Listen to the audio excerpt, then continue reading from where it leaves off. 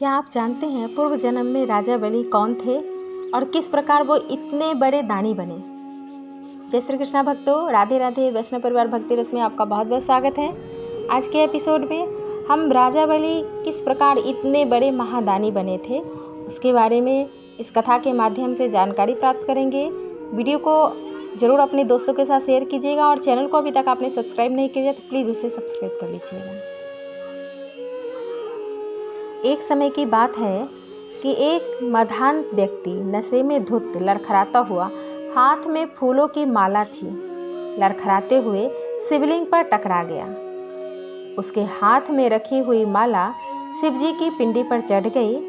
शिवजी के ऊपर गिरते ही अनायास उसके मुंह से निकला शिवम अर्पित, और माला के साथ शिवलिंग पर गिरते ही वह व्यक्ति मर गया। धर्म दरबार में जब वह जीव पहुंचा तब चित्रगुप्त ने बताया, वैसे तो यह दुष्ट आत्मा है, परंतु अंतिम क्षणों में माला के साथ इसने अपने शरीर को ही शिवलिंग में चढ़ा दिया है। निर्णय हुआ इस महान पुरुष के लिए इसे एक पल के लिए स्वर्ग का राज्य दिया जाए।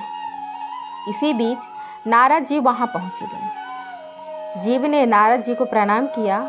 नारद जी ने कान में उसे कुछ समझाया। निर्णय के अनुसार जैसे वह एक क्षण के लिए स्वर्ग का अधिपति बना, बैठते ही उसने बुला बुलाकर दान देना शुरू किया। ये कल्प वृक्ष तुम्हारा, ये कामधेनु तुम्हारी, सप्तलोक तुम्हारे। जैसे ही उसने बैकुंठ लोक के दान की बात कही, भगवान नारायण प्रकट हो गए। उन्होंने कहा, तुम्हारी बुद्धि शुद्ध हो गई, लोभ समाप्त हो गया है, लेकिन बैकुंठ वासी को और बैकुंठ को अभी दान मत करो। अगले जन्म में तुम महान दानी राजा बलि के नाम से जाने जाओगे और मैं स्वयं तुम्हारे यहाँ दान लेने आऊँगा। वही राजा बलि था और आज अपने वचन के अनुसार माता अदिति के गर्भ से भगवान नारायण चतुर्भुजी रूप में प्रकट हुए।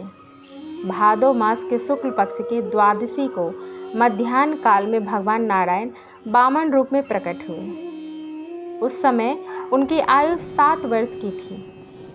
कश्यप जी के मार्ग निर्देश में वामन भगवान का अद्वितीय यज्ञोपवीत संस्कार संपादित। आज के संक्रमण काल में हमारी वैदिक मान्यताएं और हमारे संस्कार लुप्त होते जा रहे हैं। हमारे धर्मशास्त्र में संस्कारों का विधान है, लेकिन हम अपने संस्कारों की निरंतर उपेक्षा कर रहे हैं, जिसके कारण हमारी चिंतन, हमारे सोच में दिशाहीनता आई है।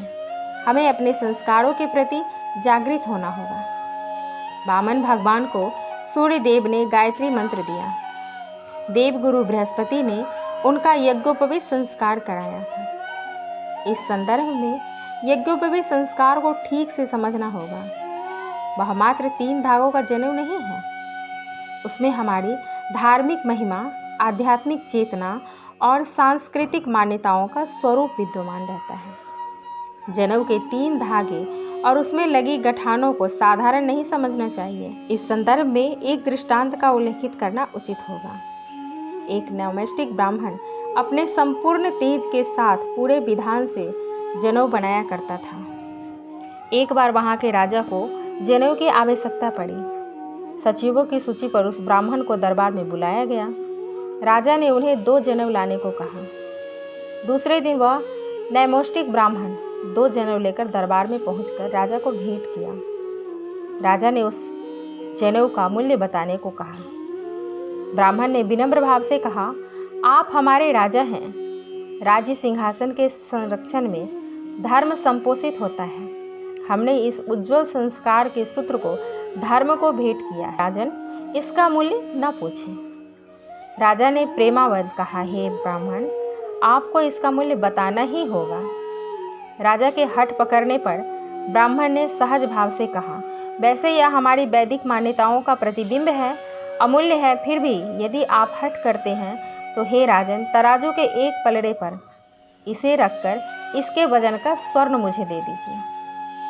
राजा के आदेश पर तराजू के एक पलड़े पर हमारी सनातन आध्यात्मिक परंपराओं की जड़ इतनी गहरी है, हमारी संस्कृति और हमारे संस्कारों का विस्तार इतना व्यापक है। राजाओं के राजकिरीट उसके सामने नतमस्तक है। इतना महान हमारी संस्कृति और संस्कार है। जनेऊ को रखकर दूसरे पलड़े पर कुछ स्वर्ण मुद्राएं रखी गई, पर जनेऊ वाला पलड़ा भूमि से टिका रहा। राजा आश्चर्यचकित हो गया। धीरे धीरे करके राजकोष की पूरी स्वर्ण मुद्राएं पलड़े पर रख दी गई, पर जनेऊ वाला पलड़ा टस से मस नहीं हुआ। यह है हमारे जनेऊ और यज्ञोपवीत संस्कार का वजन। हमारे वेदों में 86,000 ज्ञान ऋचाएं हैं। वो सभी ऋचाएं और मंत्र जागृत हैं। जनेऊ बनाते समय 86 चौवार गिनते हैं। जागृत वैदिक मंत्रों से संप्रेषण किया जाता है। सही जनेऊ बनाने के लिए उस कपास के पौधे के पास जाकर मंत्रों से आमंत्रित कर ऊर्जा को जागृत किया जाता है। फिर वर्णित मंत्रों का उच्चारण करते हुए तिनौलों को तोड़ा जाता है। तिनौलों से रुई निकालते समय और रुई से धागा निकालते समय मंत्रों का जाप किया जाता है। 86 चौवा लगाते समय मंत्र बोलकर सत्व रज तम स्थिति लय और प्रलय के संस्थापना के मंत्रों के साथ संस्थापित किया जाता है। तब यज्ञोपवीत संस्कार के लिए जनेऊ बनता है। वामन भगवान के दिव्य यज्ञोपवीत संस्कार को देवगुरु बृहस्पति ने कराया। पृथ्वी ने मृग चर्म दिया, कश्यप जी ने करधनी मेखला दी, ब्रह्मा जी ने कमंडल, चंद्रमा ने दंड और कुबेर ने भिक्षा पात्र दिया। इस तरह बटु भगवान का यज्ञोपवीत संस्कार संपन्न हुआ। सर्वप्रथम वामन भगवान माता के पास आकर बोले, माता भिक्षा दीजिए। माता अदिति ने वामन भगवान को कहा, बेटा इस छोटी मोटी भिक्षा से काम नहीं चलेगा, तुझे तो भिक्षा का नया इतिहास रचना है और दान की धन्यता को उजागर करना है। बृहस्पति जी ने बताया, नर्मदा नदी के उत्तरी तट पर राजा बलि अश्वमेध यज्ञ कर रहे हैं। राजा बलि बड़ा दानी है, वह अश्वमेध यज्ञ कर रहे हैं। वहां जाकर भिक्षा मांगकर यज्ञ को सफल एवं धन्य करना है। वह नर्मदा का तट जो आज भी भौगोलिक स्थिति में भड़ोच या भांडे नाम से जाना जाता है, उस दिशा में वामन भगवान चल पड़े। यह किस प्रकार का अश्वमेध यज्ञ था जो बलि के द्वारा कराया जा रहा था? इस संदर्भ में मनीषियों ने संदर्भ उद्घाटित करते हुए कहा है कि एक बार बलि ने दैत्य गुरु शुक्राचार्य से कहा, महाराज, किसी जीव को यदि अपना जीवन धन्य करना है तो उसे सद्गुरु के शरण में जाना चाहिए। गुरु एक ऐसा प्रकाश पुंज है जिसके चारों तरफ चेतना की नई दिशाएं, उत्थान की नई संभावनाएं, उत्कर्ष की योजना और उन्नयन का संकल्प होता है। उसके गुरु के परिकर में जीवन की वास्तविकता अपने परिभाषा को प्राप्त करती है। जीवन के मूल्य अपने अस्तित्व का बोध कराते हैं। जीवन के गूढ़तम रहस्य गुरु कृपा के दिव्य प्रकाश से उद्घाटित होते हैं। गुरु जिंदगी के तूफान में किश्ती को साहिल तक लाने का सामर्थ्य रखता है। गुरु एक ऐसी हस्ती है जो लोगों के हस्ती का रुख बदल सकता है। जीवन के दुखों का, समस्याओं का समाधान होता है। गुरु जीवन की सिद्धियां उनके परिकर में नृत्य करती हैं। समाधि उसकी चेरी होती है और योग उसका दास होता है। इसी तर्क और तथ्य को रखते हुए बलि ने दैत्य गुरु शुक्राचार्य से कहा, हे गुरुदेव, जीवन की तकदीर और तस्वीर बदलने का संबल गुरु में होता है। गुरु शिष्य की दिशा और दशा दोनों बदल सकता है। यदि गुरु की कृपा शिष्य पर हो जाए तो वे अपनी तपस्या, साधना और तपोबल के साधन मात्र से सूल को धूल में मिला सकता है। हे प्रभु, कोई ऐसा अनुष्ठान बताएं जिससे हमारा बाहुबल, धन बल, तपोबल, ऊर्जा, स्फूर्ति और आयुध शक्ति, अद्वितीय पौरुष, अलभ्य दुर्बल शक्ति हमें मिल सके। हम दैत्यों का पराक्रम तीनों लोकों में पूज्य हो जाएं। दैत्य गुरु शुक्राचार्य ने कहा, हे बलि, तुम मेरे प्रिय शिष्य हो, श्रेष्ठ हो, पुरुषार्थी और बलिष्ठ हो, सामर्थ्यवान हो, निष्णात योद्धा हो। तुम में अदम्य साहस है। अतः मैं तुम्हारे अभीष्ट सिद्धि के लिए एक ऐसा यज्ञ बता सकता हूँ जिससे तुम्हारे पराक्रम, पुरुषार्थ एवं शक्ति का कीर्ति ध्वज तीनों लोकों में फहरा सकता है। मैं ऐसा अनुष्ठान तुमको बता सकता हूँ। इस अनुष्ठान का विलक्षण प्रभाव यह है, वह दाता को भिखारी और भिखारी को दाता बना सकता है। यदि तुमने पूरी निष्ठा और साधना के साथ मेरे निर्देशानुसार इस यज्ञ को संपादित किया तो ईश्वर को भी भिखारी बनाने का सामर्थ्य इस यज्ञ में है। परंतु इसके जटिल नियम और विधान का पालन होना चाहिए। तुम्हें पूर्ण संतुष्ट होकर, निराभिमानी होकर सभी अतिथियों, अभ्यागतों एवं आगंतुक याचकों का सम्मान करना होगा। तुम्हें अपनी वाणी पर पूर्ण संयम एवं क्रोध पर पूर्ण नियंत्रण रखना होगा।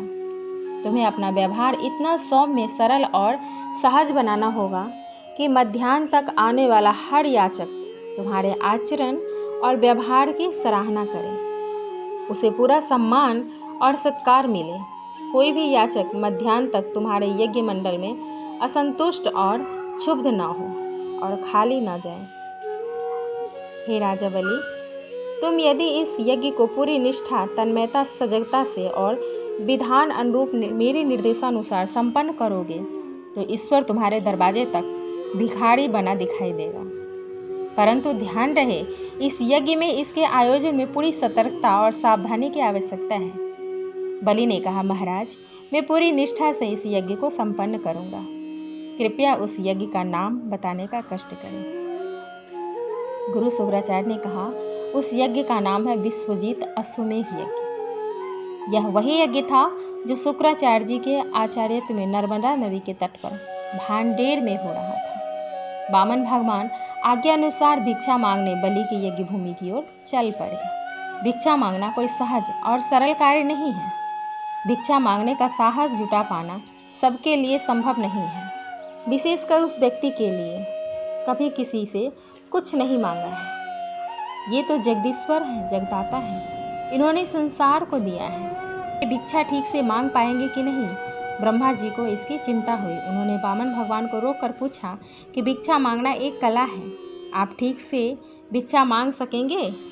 तभी आपके अवतार का अभिष्ट सिद्ध होगा। वामन भगवान ने कहा, मैं भिक्षा मांग लूंगा। उन्होंने अपने भिक्षा मांगने का तरीका भी बताया। तब भगवान शिव ने कहा, आपको भिक्षा मांगना नहीं आता, मैं आपको बताता हूँ कि कैसे भिक्षा मांगना चाहिए, क्योंकि मैंने बहुत भिक्षा मांगा है।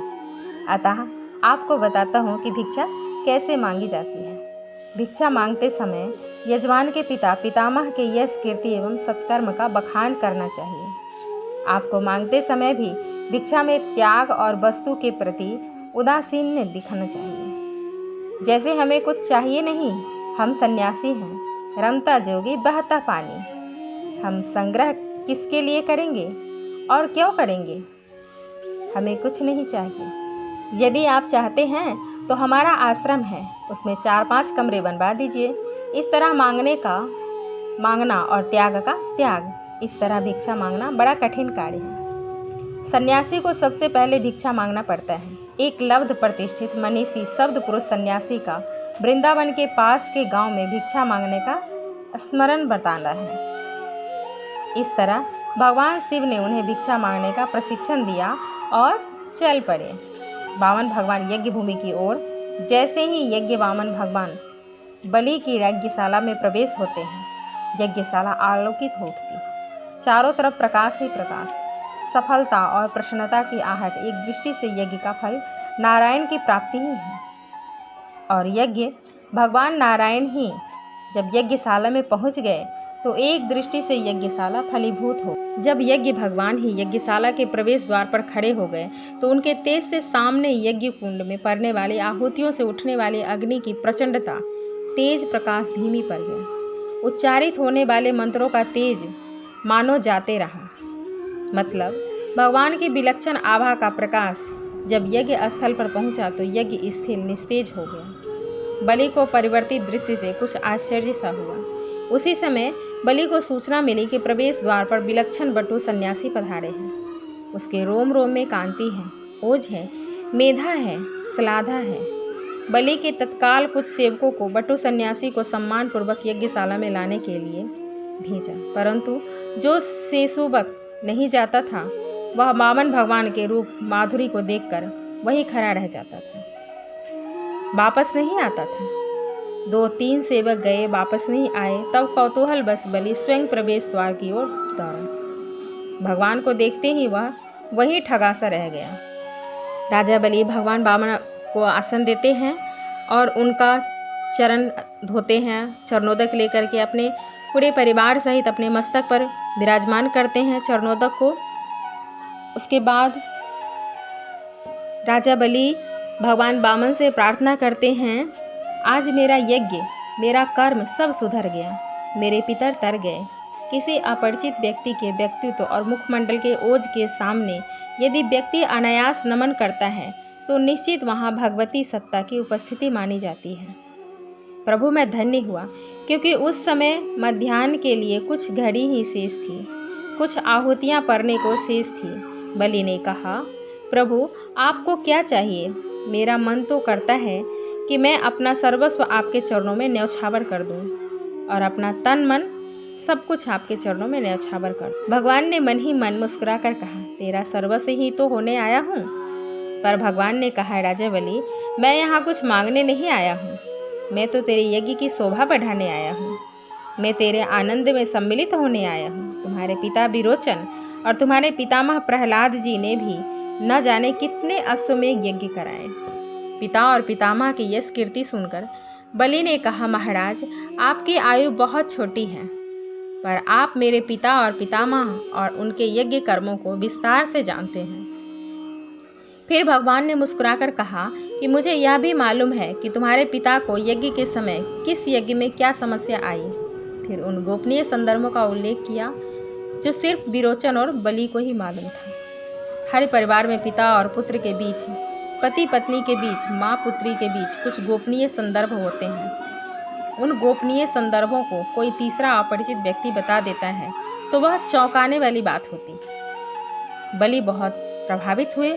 वामन भगवान को महल में ले गए, सिंहासन पर बैठाया। पूजन करने के लिए रानी विंध्यावली आरती लेकर आ गई। पुत्री रत्नमाला को भगवान के रूप माधुरी को देखकर वात्सल्य भाव जाग उठा। सोचने लगी, ऐसा सुंदर पुत्र यदि मेरी कोख से होता तो मेरी कोख धन्य हो जाती। बलि ने कहा, प्रभु आपको क्या चाहिए? भगवान ने हंसते हुए कहा, बलि मुझको मालूम है तुम बड़े दानी हो, यह तुम्हारी वंश परंपरा है। तुम्हारे पिता विरोचन ने तो आयु भी दान में दे दी थी। बलि चौंक गया। भगवान ने कहा, ब्राह्मण को कभी संग्रह की इच्छा नहीं रखनी चाहिए, तप और त्याग उसके जीवन में होना चाहिए, क्योंकि राजन संग्रह में विग्रह होता है। मैं संग्रह की प्रवृत्ति वाला ब्राह्मण हूँ। हाँ, कल मैं तुम्हारे राज्य में जब यहाँ आ रहा था तो एक गांव में मुझे रात्रि विश्राम करना पड़ा। एक व्यक्ति के पर्ची पर मैंने अपनी धुनी रमाई और प्रातः स्नान के बाद जब मैं प्रातः वंदना करने के पश्चात यहाँ आने के लिए प्रस्थित हुआ तो वह गृह स्वामिनी ने काफ़ी उच्च स्वर से कहा, न जाने कहाँ के साधु सन्यासी आ जाते हैं और घर की स्वच्छता को बिगाड़ देते हैं। तब मैंने सोचा, किसी सन्यासी का इस भूमंडल पर इतनी भूमि तो भूस्वामी होना ही चाहिए जिसमें बैठकर वह अपनी संध्या कर सके। इसलिए मैंने यह सोचा कि मैं तुम्हारे यज्ञ की शोभा में भी सम्मिलित हो जाऊंगा, तुम्हारे आनंद में भी सहभागी बनूंगा और संध्या के लिए भूमि भी तुमसे ले लूंगा। बलि ने सोचा, यह भिखारी ही नहीं, शिक्षा भी देने आए हैं। वामन भगवान ने कहा, इसलिए हे राजन, तुम मुझे 3 पग भूमि का दान दो। 3 पग में मैं अपने पैर नापूंगा, वह दान करो। भगवान की ये बातें सुनकर बलि हंसने लगा और उसने कहा, तुम्हारे ज्ञान और रहस्यमयी बातों को सुनकर मैं तुम्हें तत्वज्ञ और ज्ञानी समझ रहा था। तुम चाहते तो मुझसे 1 लोक का साम्राज्य मांग सकते थे, परंतु तुम तो मुझे अबूझ लगते हो और मुझे ऐसा लगता है कि तुम्हें मांगना नहीं आता और तुमने इसके पूर्व कभी भिक्षा नहीं मांगी है। भगवान ने कहा, तुम ठीक कहते हो राजन, मैं तुमसे 1 लोक का साम्राज्य मांग सकता था, लेकिन धर्मशास्त्र में दान देने और दान लेने की सीमाएं हैं। श्रीमद् भागवत भी कहता है कि व्यक्ति को अपनी आय का 5वें हिस्से का दान करनी चाहिए, जबकि मनु महाराज ने अपनी आय के 10वें हिस्से का दान की अनुमति दी है। दान देने का जहाँ उदात्त स्वरूप है, वहीं दान न देने वाले के लिए दूसरा जन्म कष्टम होता है। उसका उदाहरण मैं स्वयं तुम्हारे सामने खड़ा हूँ। मैंने पिछले जन्म में दान नहीं दिया था। भगवान ने 3 पैर जमीन ही क्यों मांगी? इस पर कई विद्वानों के अपने अपने अलग मत हैं। प्रकृति की दृष्टि से सत्य, रज और तम है। भगवान वामन ने कहा कि हे राजन, तुम्हारी संपत्ति हो तो मैं अपने पैर से ही नापकर 3 पग भूमि लूंगा। बलि ने कहा, महाराज, आपके जैसा सात्विक, तेजस्वी और निर्लोभी ब्राह्मण के द्वारा मेरी राज्य भूमि में संध्या पूजन होगा। इससे बढ़कर प्रसन्नता और आनंद का विषय क्या हो सकता है। जैसे आपकी इच्छा। ऐसा कहते हुए संकल्प पढ़ने को कहा। वामन भगवान के संवाद शैली से दैत्य गुरु शुक्राचार्य समझ गए कि ये साक्षात विष्णु है। उन्होंने बलि को रोका। शुक्राचार्य ने कहा, माँ देहि च्युना, यानी कि बलि इसे मत दो, यह छलिया है। संकल्प मत पढ़ना। मैं आचार्य के अधिकार से तुम्हें आदेश दे रहा हूँ, संकल्प मत पढ़ना। परंतु बलि ने कहा, मैंने दान देने के लिए हाँ कहा है, मैं कैसे झूठ बोल सकता हूँ। आप मेरे गुरु होकर असत्य की ओर प्रेरित क्यों कर रहे हैं, इसलिए मैं दान देकर न नहीं कह सकता। शुक्राचार्य ने समझाया, अरे मूर्ख स्त्री, हास परिहास में, विवाह में, वृत्ति के अर्थ में, प्राण संकट की स्थिति में बोला गया असत्य अधर्म नहीं होता। संकल्प मत पढ़ना। तुझे मालूम नहीं है, साक्षात हरि अधम, यह हरि है, विष्णु है। इसका अर्थ यह भी हुआ, अयम हरि, मतलब यह तेरा सब कुछ हर लेगा। बलि ने कहा, गुरुदेव, मैंने इन्हें 3 पग भूमि देने का वचन दिया है, सो मैं देकर ही रहूंगा। शुक्राचार्य ने कहा, मैं तुझे कह रहा हूं कि मत दे। इनसे कहो कि महाराज, मैंने 3 पग भूमि देने का वचन दिया है, वह मैं आपको दूंगा, पर वह 3 पग भूमि मैं अपने पैर से नापकर, ऐसा कहने पर तेरी वचनबद्धता बनी रहेगी। बलि ने कहा, गुरुदेव, मैंने तो इन्हें इनके पैर से 3 पग भूमि देने को कहा है। बलि के सामने अंतर्द्वंद की स्थिति थी। समय की गंभीरता को देखते हुए वामन भगवान ने कहा, राजन, वचन के अनुसार संकल्प करें, और न देने की इच्छा हो तो न दे। राजा बलि ने कहा, हे भगवान, सब विस्मयकारी घटनाएं घट सकती हैं, परंतु मैं अपने वचनों से नहीं हट सकता। मैं आपको आपके पैर से 3 पग जमीन दूंगा। शुक्राचार्य ने कहा कि मैं इस यज्ञ का आचार्य हूँ, और आचार्य होने के नाते मैं ऐसा कोई भी संकल्प नहीं पढ़ूंगा जिससे मेरे जजमान का अहित हो सके। भगवान ने बलि से कहा, जल का पात्र ले आओ, हम संकल्प खुद पढ़ लेंगे।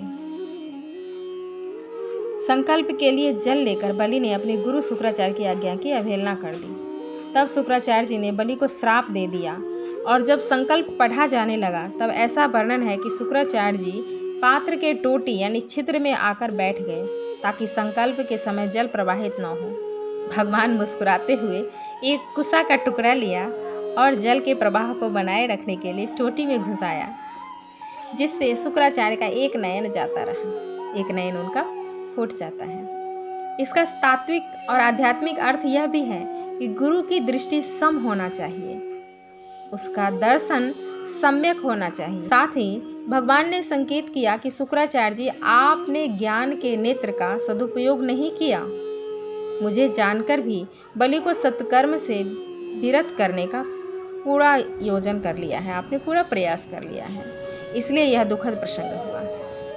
संकल्प हो गया, भगवान ने त्रिविक्रम रूप धारण कर लिया, विराट रूप भगवान ने धारण कर लिया। एक पग से पृथ्वी को नाप दिया और दूसरे पग से ब्रह्मलोक तक चला गया। त्रिविक्रम रूप में भगवान का दूसरा पग जब ब्रह्मलोक तक पहुंचा तो ब्रह्मा जी ने उनके चरण को धोकर कमंडल में रख लिया। वही आगे जाकर देवकुल्या गंगा बनी। अब तीसरा पग रखने के लिए और अपने वचनों को पूर्ण करने के लिए बलि के पास कुछ नहीं बचा। अपने पिता की दुर्दशा को देखकर पुत्री रत्नमाला के मन में यह भाव जागा, यदि यह मैं जानती कि यह छलिया है तो मैं द्वार पर ही इसकी गर्दन मरोड़ देती। इस तरह रत्नमाला के मन में पहले वात्सल्य भाव और बाद में बैर भाव जागृत हुआ। भगवान ने इन दोनों भावों को जब वह दूसरे जन्म में पूतना बनी तब पूर्ण किया। भगवान ने एक पैर से पृथ्वी को नापकर दूसरे पग को ब्रह्मलोक तक पहुंचा दिया। भगवान ने बलि से कहा, दान देने का छल करता है, जल्दी बता तीसरा पग कहाँ रखूं। गणेश पुराण की एक कथा आती है कि भगवान बलि से कहते हैं कि दान देने का छल करता है, पर कौन किससे छल कर रहा है सोचा जाना चाहिए। बलि ने कहा, हे प्रभु, मैं कोई छल नहीं कर रहा हूँ, निष्पाप हूँ। गणेश पुराण की कथा के अनुसार भगवान कहते हैं कि तुझे यज्ञ के प्रारंभ में गणेश पूजन की आज्ञा की गई थी, तूने उसका उल्लंघन कर विष्णु की पूजा किया। तू गणपति और विष्णु में भेद देखता है, यह शास्त्र की मर्यादा का उल्लंघन है। गणपति जी विघ्न हरता है, जो विघ्न करता भी है। त्रिविक्रम स्वरूप को देखकर विंध्यावली ने कहा, प्रभु यह आपकी क्रीड़ा भूमि है। यह संसार असत है। जब शरीर पर जीव का अधिकार नहीं होता, तब संपत्ति और संतति पर उसका अधिकार कैसे हो सकता है। भगवान ने बलि से कहा, दान देकर जो व्यक्ति पूरा नहीं करता वह नरक जाता है। ऐसा कहते हुए भगवान ने बलि को वरुण पास में बांध दिया। बलि ने कहा, महाराज हे भगवान, मैंने आपको जो दान दिया है उस वचन से मैं हटा नहीं हूँ। आपने मेरा सर्वस्व ले लिया है। आपने मुझे वरुण पास में बांधकर मेरा तन मन धन सब कुछ ले लिया है। भगवान ने बलि से मुस्कुराकर कहा, याद है बलि, तूने प्रवेश द्वार में मुझे देखते हुए कहा था कि तू अपना सर्वस्व मुझे समर्पित करना चाहता है। तूने अपना मन तो मुझे प्रवेश द्वार में ही दे दिया था, और तेरे धन को मैंने 2 पैरों में नाप दिया। बोल, तीसरा पग कहाँ रखूं? बलि ने भगवान से कहा, प्रभु मैं आपसे एक तथ्य पूछना चाहता हूँ। दान देने वाला व्यक्ति दान की वस्तु से अलग होता है कि नहीं? भगवान ने कहा कि दान देने वाला व्यक्ति वस्तु से अलग होता है। तब बलि ने कहा, महाराज आपने मेरा मन और धन लिया है, अभी यह तन बाकी है। आपने मेरा सर्व लिया है, स्व बाकी है। ऐसा कहते हुए बलि ने कहा, तीसरा पैर मेरे सिर पर रखकर मेरे दान को पूर्ण करें, मुझे धन्य करें। भगवान ने तीसरा पैर बलि के सिर पर रखा और कहा, तू आने वाले समय में इतिहास का बड़ा दानी कहलाएगा, अमर रहेगा। तू और तेरी युग युगांतर तक दिग दिगंत में रहे। मैं तुम्हें सुतल लोक का राज्य देता हूँ। आज से मैं तुम्हारा ऋणी हूँ। तू सुतल का राज्य करेगा, मैं तेरी चौकीदारी करूँगा। अब प्रश्न यह उठता है कि दान देने वाला बड़ा होता है कि दान लेने वाला? दान की प्रक्रिया में दान देने वाला का हाथ ऊपर और दान लेने वाला का हाथ नीचे होता है। दान लेना कोई सरल कार्य नहीं है। दान लेने में व्यक्ति बंध जाता है, उसकी जिम्मेदारी बढ़ जाती है। दान देने वाला दान देकर मुक्त हो जाता है और दान लेने वाला बंध जाता है। जैसे कन्यादान करने के पश्चात पिता पुत्र की जिम्मेदारियों से मुक्त हो जाता है। जिस पुरुष के साथ कन्या का विवाह होता है वो पत्नी की जिम्मेदारी से बंध जाता है। भगवान के आदेश के अनुसार, उनके निर्देशानुसार बलि को सुतल लोक का राजा बनाया गया। भक्तों, ये तो थी दानवीर महाबली की कथा। मिलते हैं नेक्स्ट वीडियो में, तब तक के लिए जय श्री कृष्णा, राधे राधे।